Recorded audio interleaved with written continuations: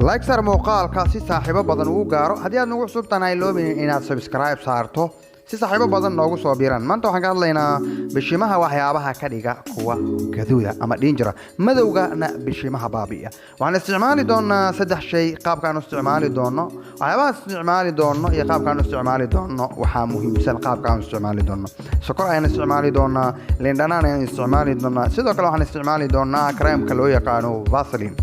marka sokortu waxay ka mid tahay waxyaabaha muhiimka u ah bishimaha liin dhanaantana waxa ku jirta maadada niacin oo ah maado inta badan qofka hadii jirkiisa ay ku yaraato bishimaha ay madoobaadaan nabarana ay ka soo baxaan bishimaha carabka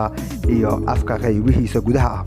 inta badan sidoo kale Vaseline waa kareem isaguna muhiim u ah bishimaha hadii ay noqon lahayd bishimaha midabkooda inay noqdaan midab aad u qurux badan hadii ay noqon lahayd bishimaha inay noqdaan bishimo jilcan marka waxaan isticmaali doonaa saddexdan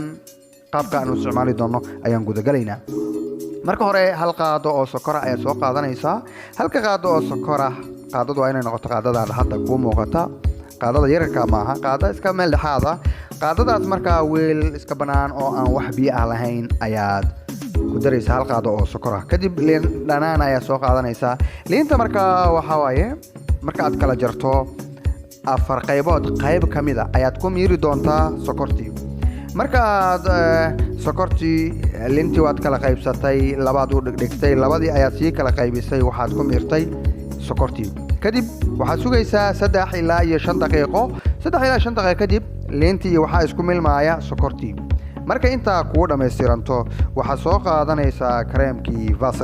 Vaseline marka qayb yar oo kamid ah ayaa kareemka ka soo qaadanaysa kareemka marka soo qaadato marka qaadada qayb yar oo kamid ah half qaada ah oo kale ayaa soo qaadanaysa kareemkii waxaad ku daraysaa liin dhanaantii iyo sokortii oo hore kugu qosna ayaad ku daraysaa marka aad ku darto kadibna waxaad bilaabaysaa inaad isku qasto saddexdoodii marka ay wada milmaan kadib waxa ku bilaabanaya inaad mariso bishimaha inaad mariso marka bishimaha aad mariso marka bishimahaagu waxay noqonayaan kuwa aad u qurux badan jilcaan qolfoof aan lahayn nabar aysan ka soo bixin sidoo kalena u eg sida bishima rooseeta la soo mariyo oo kale dumarka ayay si gaar ah u anfacaysaa ragana kuwa nabarada afka ka soo baxaan ay aad u anfacaysaa like saar muuqaalka hadii aadan hore u soo saarin